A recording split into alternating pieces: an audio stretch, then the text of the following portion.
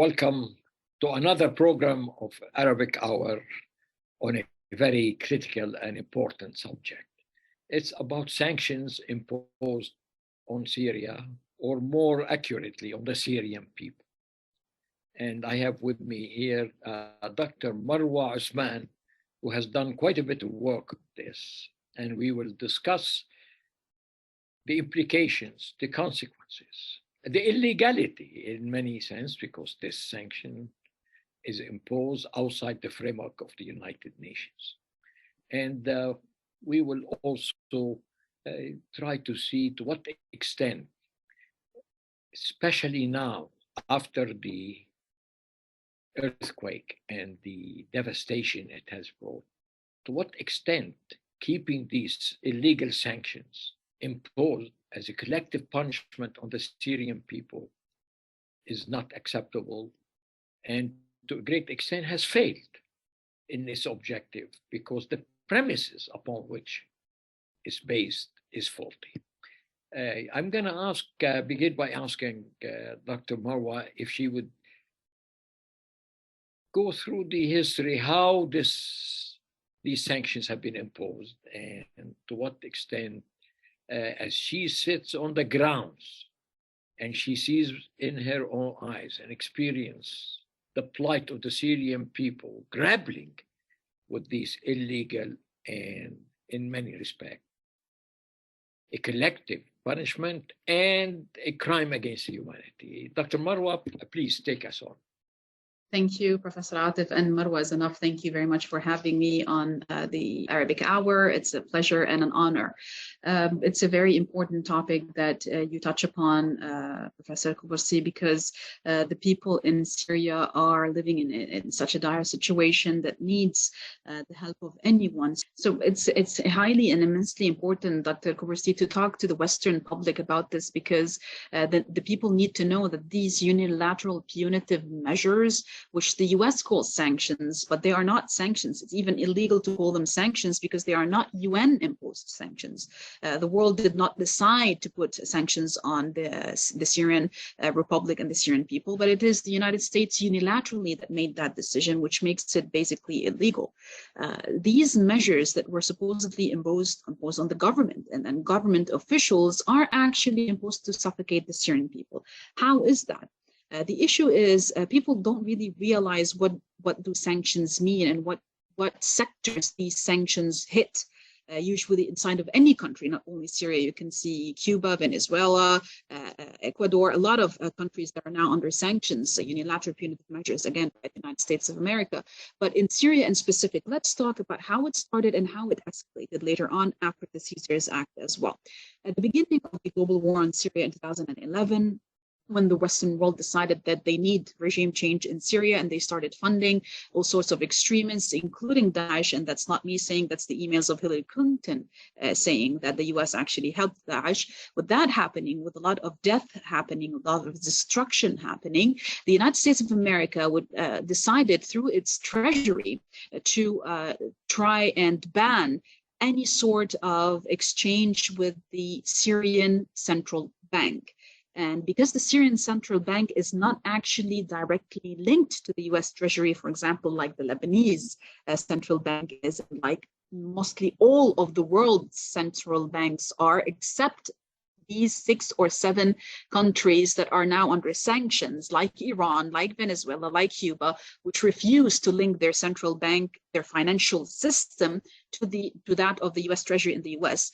They decided to block any access financially to Syria by putting sanctions, basically by punishing any entity, any state, any company that dares to do business with Syria. Because if you want to do business with any country at the level of import and export, it has to go with that country's central bank. So any kind of transaction that would happen with Syria is now banned because it has to go through the central bank, and now the central bank is banned.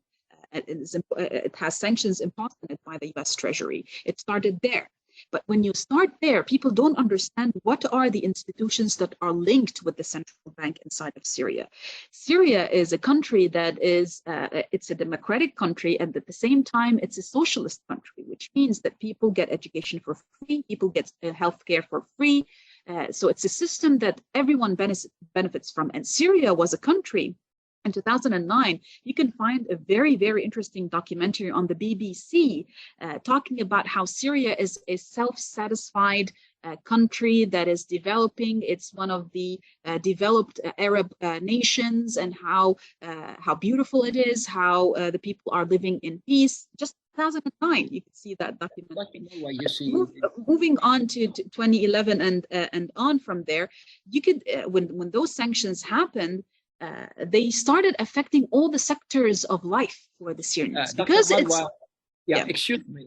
Let me ask you some very specific questions, okay? Sorry to interrupt you, but it would be good we just a bit of exchange here. What were the objectives of these sanctions? You have mentioned regime change. When were they imposed? But they have really been on Syria for so many years, but particularly after 2011. Yes. It is now 12 years. Have they achieved their objective?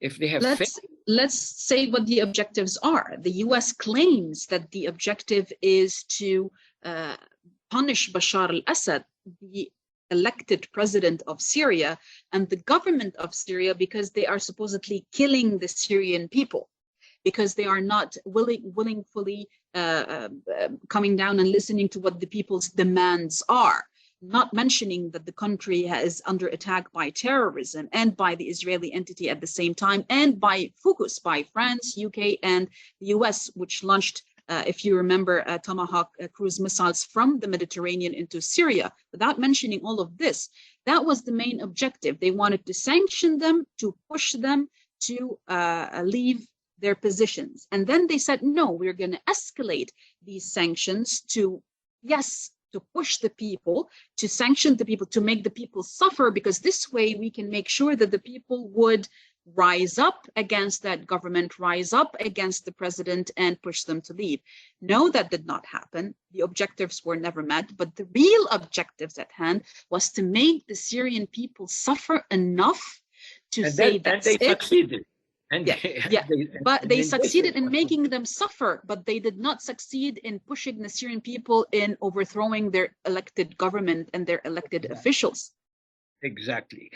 The issue also, I'm sure you know this too, Dr. Marwa, that these sanctions, all of them, only 3% of them have succeeded, and the success was at very high cost, and even the success is debated. So to a great extent, these sanctions, their premises are wrong. The way they're imposed is illegal and wrong. And the consequences, there is so much presumably unintended consequences, but one would look at the results and say, maybe this is exactly as you're saying, is the intended consequence. They want the people to suffer. They want to egg them on. And to a great extent, what's happening here, the costs are extremely high, to the point where people are not able to access educational material. So they're feeding the future generation. They cannot access medication. So they are really going to be sick and unable to tend to the people who get sick. They are preventing them from accessing some particular machinery technology that will bring forward the capacity of the country to service and to provide the productive activities in the future. As we know, technology has become a very important input in increasing technology. And they're basically and fundamentally impervious. They are not willing to budge. They're not willing to accommodate. They said, okay, now actually we went from that blunt instrument that we had, and we have now smart sanctions. How smart are they? I'm sorry, they are extremely dumb. because you judge the activities by the consequences and by the way they've succeeded or didn't, by the way that they have achieved their goals or not. Unless and I'm myself have become suspicious, and I invite you to comment on it, that maybe that's all they want is a vindictive Yes. behavior to inflict harm The on innocent people. Definitely. The persistent use of economic sanctions, Dr. Kubursi, as a measure of hybrid warfare, they call it SMART, but it is warfare. And the composite aggression, which includes malicious propaganda, includes economic siege, includes sabotage, it includes terrorism, and sometimes it includes open warfare, like the many times that we saw them directly bombing Syria. But the issue that this discussion largely ignores the debate over whether sanctions have achieved the foreign policy goals of the USA or not, because such goals are almost entirely contrary to the post-1945 international order that was after the World War II.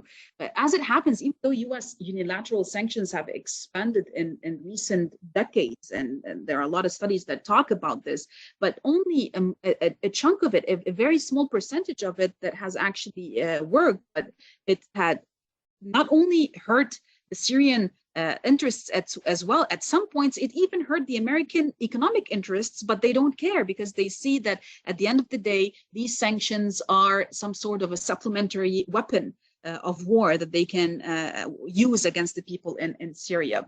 But the discussion keeps maybe its focus on resistance to what is increasingly recognized as the legitimate economic aggression against Syria, and even if we can call it a crime against Syria. But the issue is that this embargo that is imposed on the Syrians, as you were mentioning, it doesn't only affect one side, because as we were saying, when you blockade and when you put sanctions on the central bank, you are by default putting sanctions on the Ministry of Health, you're putting sanctions on the Ministry of Education, you're putting sanctions on all the ministries. You're not allowing reconstruction to take place. You're not allowing companies to come and have tenures or to have contracts with the Syrian government to start the construction process, which is immensely needed. And at the same time, you are blocking any sort of help that could come from the internal natural resources of the country itself.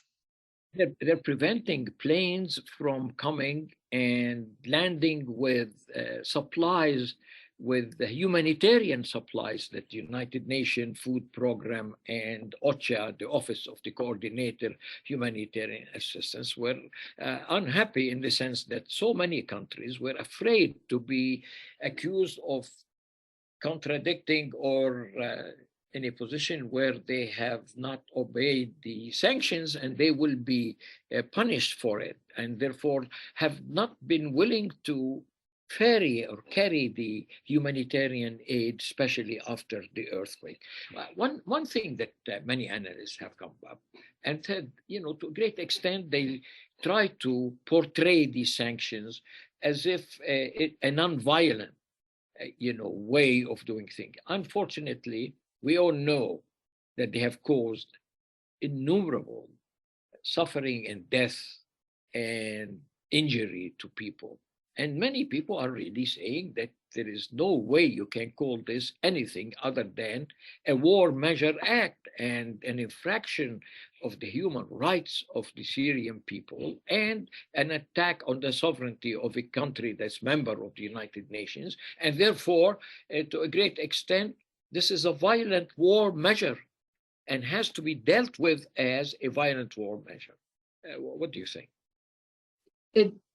I definitely agree with you. To add to that, it's not only a crime and a warfare, it's also under international law, it's illegal, because a sanction usually implies the punitive or corrective outcome of some judicious process, if you will. But who gave the US that position to hold against the Syrian people, or any other nation for that matter, especially a nation that's under war, that's effectively and actively fighting off terrorism that we have never seen. It's unprecedented to us in the region. We've seen horrific issues. I don't need to talk about them. They're all out there for the people to see. And at the same time, besides this unilateral punitive measures, you are actively stealing the natural resources that could actually have a positive effect on the economy and on the social standards of the Syrian population.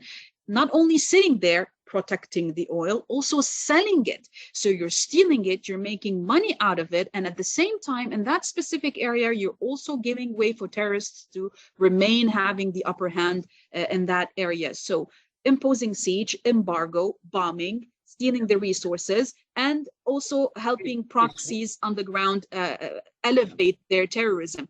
If that's not colonialism and warfare, what is it? Yeah. And it's way beyond sanctions, because it is literally occupation of a land of a sovereign country, a member of the United Nations.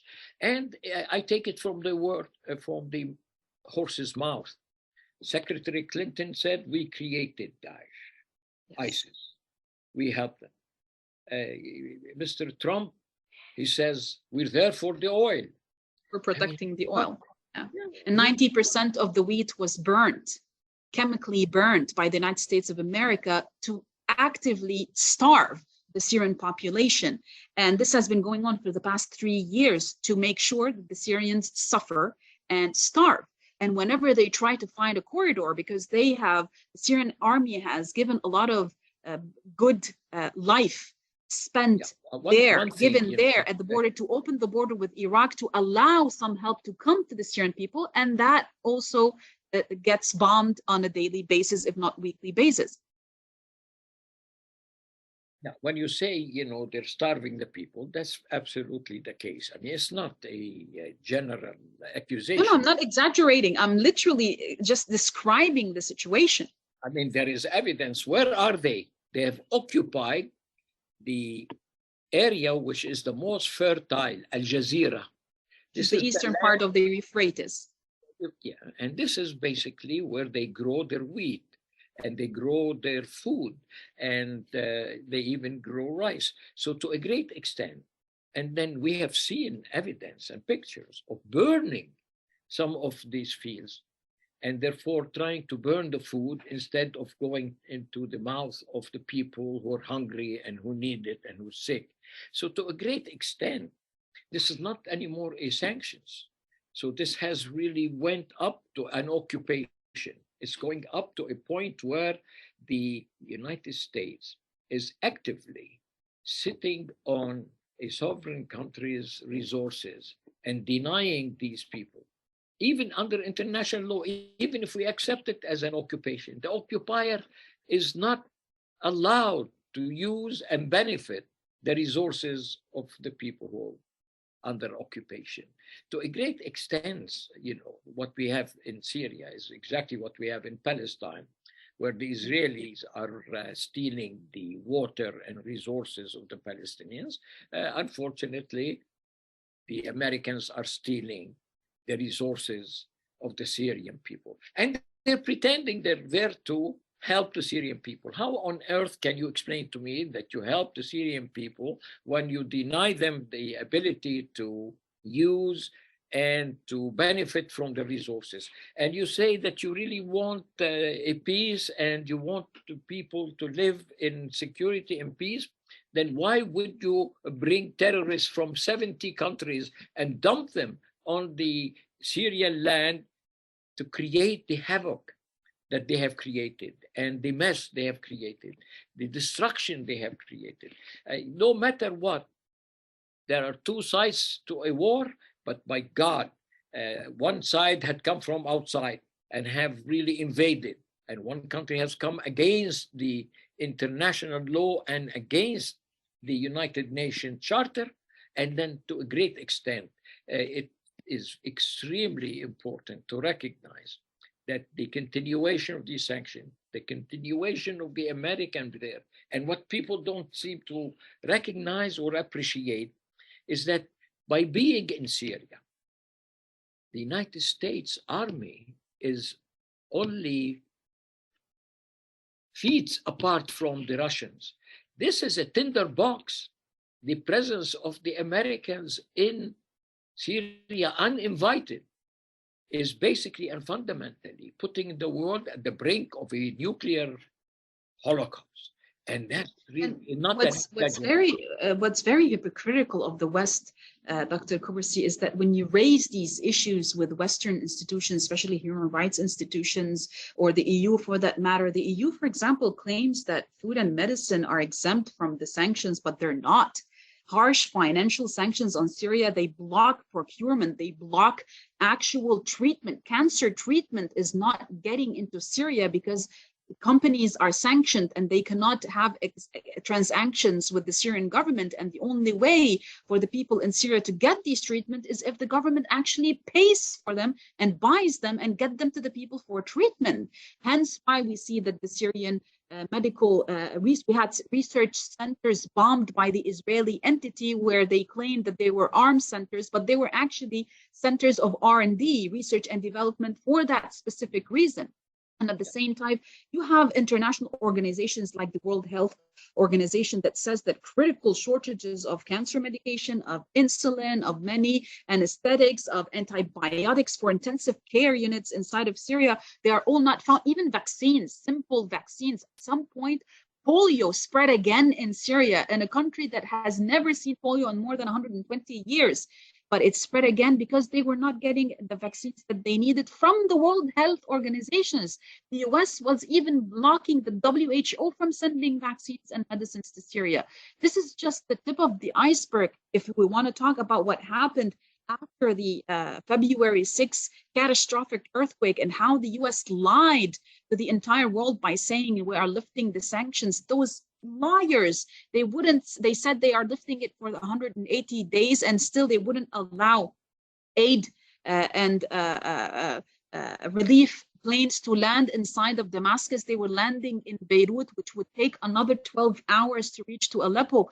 Horrific scenes. Up until now, the scenes are still horrific, but people tend to really forget easily. There are still thousands, hundreds of thousands of people in Aleppo and in Homs and in the northern part of Syria who have no homes to go to. They are still sleeping in tents. And the relief and the aid and the medicine is not getting there because planes are not allowed to land in Damascus. And the planes that were actually landing in Aleppo airport was bombed twice after the earthquake by the Zionist entity, which would prevent further aid and relief to yes, with American-made missiles against the Syrian population. All of this is being recorded and is being spoken about, but the world seems, Dr. Kubursi, to be sleeping or on another planet, or they are busy with their own problems. They don't want to look at what's going on in Syria, despite the fact that it is their own doing that is making the Syrian people suffer. 4 days ago, there was a declaration by the British, the American, and the French, and the Germans, who said, we're not going to help Syria reconstruct. Who benefits? No one invited them to begin with. Yeah, all right, this is absolutely. And they say, well, look, the situation is so difficult, we cannot be sure that whatever aid we give will be reach the Syrian people. And that area that we want to help is so difficult to access. And somebody raised, it's not a joke, he said, you were able to deliver tanks and weapons and cannons. How could you deliver these and you cannot deliver food or medications and things? Which area is more, at the moment, which area is more lighting up at war? Is it Ukraine or Syria? They are able to give Ukraine $18 billion and prevent taxpayers in the US to have free healthcare and free education, but at the same time, they cannot help. We don't need them to help Syria. We need them to stay away, and we are able to help Syria. The entire world can help Syria minus them. It's okay. We just need them to bring up their hand of sanctions off of the Syrian Republic, off of the Syrian people, stop the suffering, stop arming the terrorists, stop sending aid to terrorists in Idlib, and we are fine. Syria is already making progress in the region of West Asia with all the Arab world, and next month it's going to be invited to the Kingdom of Saudi Arabia to take part in the Arab League. That's great development and great step forward for the entire region. We just need them to stay away. That's all that we want. We don't even want their help. All right, that's a good point. Look, there is also another issue which is quite important here, and this is the situation where the foreign forces and foreign countries, and as you know, these people cannot be innocent. And when you talk about the British and the French, these are the ex-colonizers. We thought that these countries have gained their independence and have been able to extricate themselves from this colonial system that ruined their lives. And now we're back again into exactly a new colonialism in which these foreign forces want to impose a solution on the Syrian people, and they're not really allowing the Syrian people to deal with their own problems. As you said, and I like the way you're putting it, we don't need the help. Give us the chance to help ourselves. Let the Syrian people have the resources and the ability to deal with their own problems. And they have proven in the past to be extremely capable. Syrian industry and Syrian agriculture, as you mentioned, just at the top of the program, Syria has been a self-sufficient country. It produced food for its own people and exported food to many countries. And oil as well. Yes, and an incredibly efficient industry in clothing, in leather, in medication. Even in medicine, yes, at some point, because even though with the sanctions, because of the terrible financial situation in Lebanon, we now rely on Syrian medicine to keep on going, especially medicine that is very, very expensive, like insulin and chronic disease medicine like cancer and whatnot. And we're relying on the Syrian market for that. Doctora, not only Lebanon. I mean, I know Jordanians who go on weekly basis because they can access food and medication and clothing at fraction of the cost that they have to pay in their own country. And even, troubling here, and one that would raise lots of ire among the Syrian people is that they continue to support the terrorists. Every now and then they go and bomb ISIS, but you created ISIS. I have pictures, and if this program would allow us, we'll show it, in which late Senator McCain was sitting with Baghdadi, and they were hugging each other. And there was pictures in which, American Foreign Secretary and other people and the command, in the area are sitting with the commanders of the terrorists. Look, there is no question America could put an end to this situation anytime it wants. All it has to do is to stop aiding, financing, directing, and bringing the Israelis to meet more violence, destruction, and havoc on the Syrian people. I absolutely agree. And the issue is that whenever the U.S. administrations, all the consecutive U.S. administrations, when they are asked about the 10th airbase, which is the area between Syria, Iraq, and Jordan, which has a huge military and airbase for the U.S. occupation in Syria, whenever they're asked about it, because it's a huge area that is sieged and no one can actually enter it, we ask, why is that area only the remaining area inhabited by ISIS? Yeah. How on earth are you there with 82 different countries in a coalition that you made to supposedly fight ISIS, but we've never seen you bomb them? And at the same time, we only see in the area around you their operations still going on. They are still targeting on the Zor Highway and the Palmyra Highway, and recently in Hama as well, people who are just hunting truffle. They were killed brutally by Daesh members, and how many times they targeted the buses of the Syrian Arab Army on the highway of Deir ez-Zor. So it's only that area where the US has the upper hand, has the influence. We see ISIS members, quote unquote ISIS members, who are supposedly mercenaries, who at the same time were seen fighting on the front lines in Ukraine. And at certain points in 2018, 2019, were seen in the deserts of Yemen fighting. These are the same people that were taken, they were airlifted from the Hasake jail. From there, they were taken to camps, they were trained, and they were then just dropped wherever the US finds necessary for mercenaries to be working. This is just like out of a Hollywood movie, but in reality, a lot of lives are being paid for this. A lot of lives are being lost for this, and for nothing, only for the purpose of colonialism, of stealing resources, of controlling and dominating a region, of hegemony, of warfare, continuous warfare that doesn't end, and we keep on paying it from our own lives, especially right here in West Asia. And sadly now in Eastern Europe, it's happening again. But Doctora, look at the results. Let's look at the results. You mentioned that now Saudi Arabia has invited Syria to reclaim its legitimate seat in the Arab League. Yes. The UAE is inviting Syria.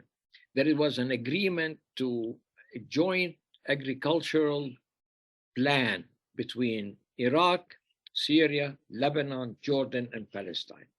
To a great extent, Americans have to really sit back and say, look, we paid billions of dollars. We sank lots of money. We destroyed so many things. And look what we're going to get. Tomorrow, the people are going to wake up, and Americans ought to really think about this. How will the world judge them that they are now continuously pursuing this violent and vindictive and counterproductive and unsuccessful policy, and the results are completely coming at the opposite of what they really started and wanted. You know, any smart investor, and I'm going to call this investment, although one would have to stretch what investment really means, in this area, in this violence, in these terrorists. And what are you reaping? You're reaping the ire of the world. You're reaping the ire of the Syrian people. You are getting exactly the opposite results. All of a sudden, you wanted to isolate and destroy the Syrian government. It's becoming a more attractive proposition to all its neighbors, and it's being rehabilitated, whereas the Americans are now seen exactly as the vindictive and short-sighted and destructive force in the region. Definitely. Not only that, and not only them losing their influence in the region and having the region actually come along and unite against them, they have, with this policy that they adopted, they have made way for new investments to come along and take their place, i.e. China, because China was able to do in less than 2 years what the US has been actively banning in the region of West Asia, which is a unification between the greatest Muslim ummahs of the region, Iran and Saudi Arabia. And China was able to do it in less than 2 years. Actually, it's a lot of friends on both sides claim, especially in Iraq and Iran, claim that the main man who was actively working on this was Soleimani when he was assassinated in Iraq. He was there on a diplomatic mission to try an open dialogue between Saudi Arabia and Iran, and he was assassinated by the Americans. Fast forward to, 3 years, and you see that the Chinese completed the issue, and now the Russians are inviting the Turks and the Syrians along with the Iranians and the Chinese to talk about how they should resolve the issue in the northern part of Syria, where the Turkish occupation would leave, and open up new relations with Syria. I like the way you brought in this point. I mean, that's really a point that is absolutely important.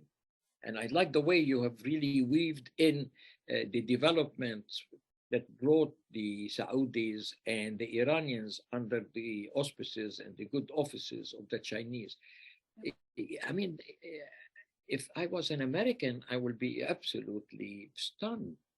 I would be absolutely disappointed. We invested in this region years and billions of dollars, and now we're reaping nothing but empty hands. And then the Chinese come in and in less than 2 years are able to upstage the Americans, bring in a peace between two contesting, presumably rivals, the biggest rivals in the region, bring them together and then ship them with me back to the BRICS. That's amazing. will this have, and this is really where I would like to take the discussion a bit, and I'm absolutely convinced that this will have some positive repercussions. We're beginning to see it in the way that the Saudis have invited the Syrians. So to some extent, bringing the Iranians and the Saudis together, and the Saudis are now showing that the Americans have turned their back on them, and then they found that they depended so much mistakenly on the Americans to protect them. When the Houthis attacked Tehran, where were the Americans? They took the Patriot batteries, went to Ukraine. Today, what's happening in the Middle East is basically fundamentally a major reshuffling of the alliances. And the biggest loser are the Americans. Is the United States. And not only that, it just answers what the US lacks inside of Syria. When the US and the West say that we don't want to help with construction, just wait and watch how China brought together Saudi Arabia and Iran, how itself will take the Saudis and the Iranians to Syria to start reconstruction. Also, Russia has a great deal in that. I've seen firsthand, I've literally seen for myself inside of Syria since 2015, Russian businessmen and Russian officials meeting with Syrian officials for this sole purpose of reconstructions from 2015. And I think that now the issue is, it's ripe. The situation is ripe for such a reconstruction, and it's even more ripe for ending off certain occupation for the Turks in Syria, which would allow also Syria to gain more strength. And at the same time, it needs the money. It needs the investments. And I think that Mohammed bin Salman has a great opportunity at the moment if he stops that drain of money that he's been spending in Yemen, which would have turned the entire Arab world into a heaven. If he would have thought about it first, not followed the Americans with this war. Listen, the Qataris and the ex foreign minister of Qatar said, we invested $2 trillion. We gave it to, it breaks my heart. It breaks my heart, because that amount of money would have made a lot of good for the Arab world. Half that money would have liberated Palestine. And for humanity, not just the Arab world. But look, I mean, we're coming maybe towards the end of this. I want to say this, and in all sincerity, we want the Syrian people to live in peace, to live in the prosperity they deserve. They live in a way in which they can express and participate fully, safely, and charting their own destiny. But this does not come at the end of a barrel or from the turret of a tank, and doesn't come dished by a foreign occupier. If you really care about the Syrian people, if you really want them to have the capacity to participate and to choose their destiny and to chart a life for themselves and their families that would bring prosperity to the people, it doesn't come by aiding terrorists, by dumping terrorists on them, by destroying their infrastructure, by stealing, by burning oil and burning the wheat. Yeah. This is about the time, the American people have to really look and say, what is our government doing that we are not in any shape or form allowing it or condoning it to do? I'm sure the American people are good people and would not, if they know the truth, if the American knew what on earth is going on, they would not allow their government to be on such a destructive and humiliating and violent one. And I think, Dr. Kubursi, that this foreign policy of...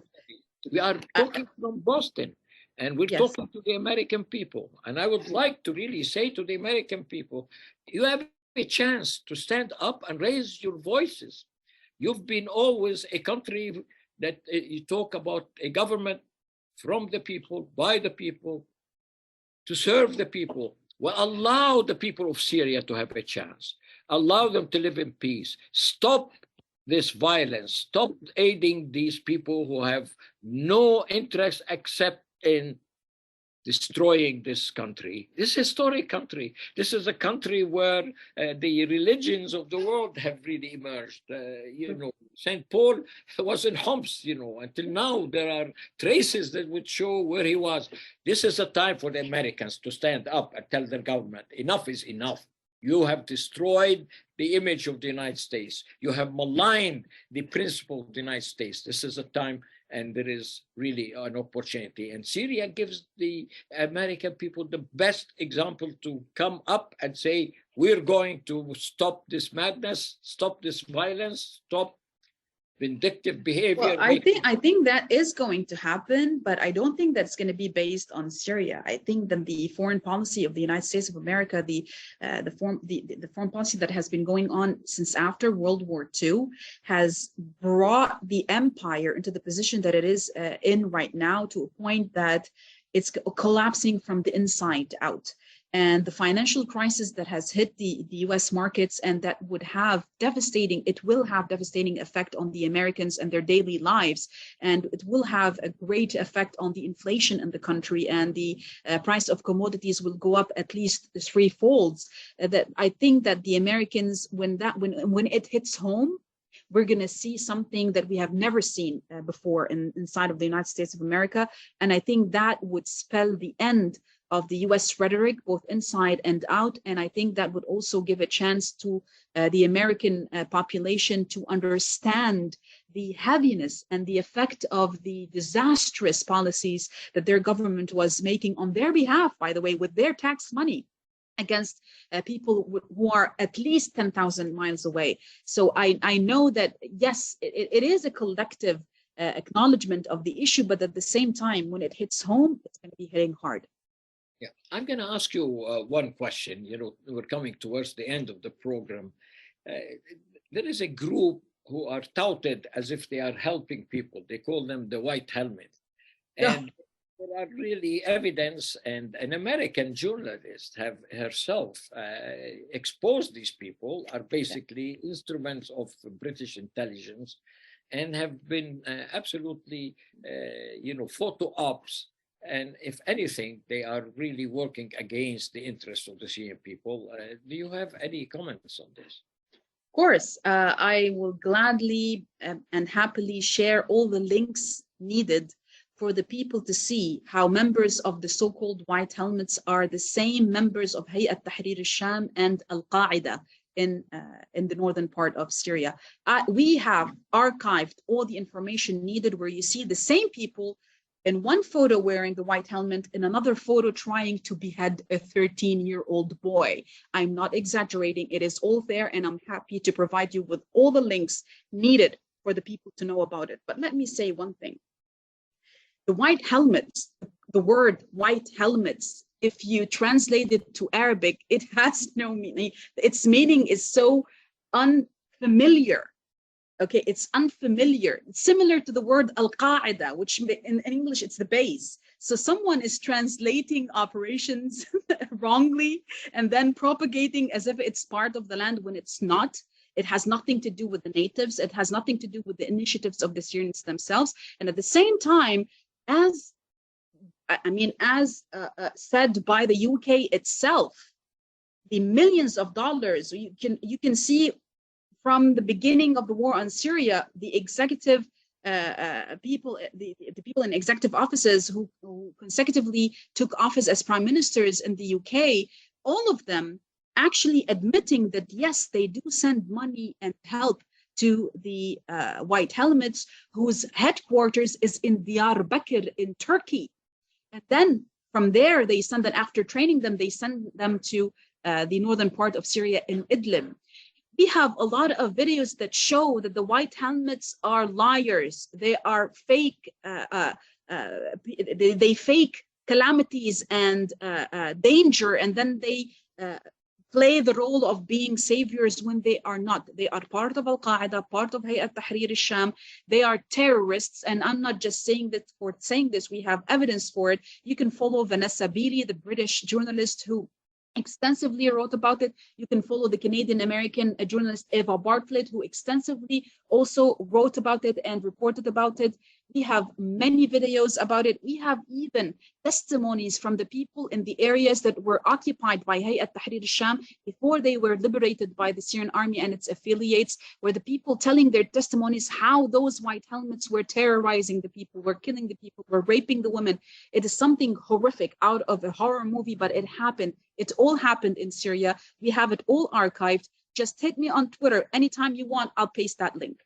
All right, perfect. Well, listen, this was a very rich discussion, and your expertise and being on the ground, and you have researched and studied this, and it's quite evident from all the knowledge that you have conveyed today.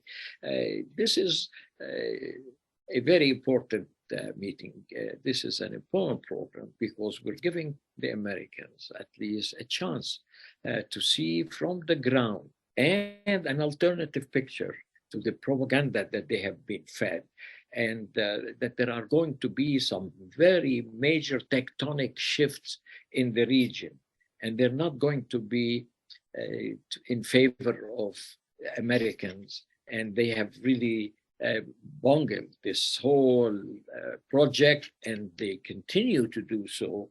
And the hope that this knowledge that we have shared today with you would be a wake-up call for people to call an end to this violence and to this destructive campaign that we have been witnessing, waged by the American government against the wishes of the American people, and in total to what the American principles have always been. Well, thank you very much.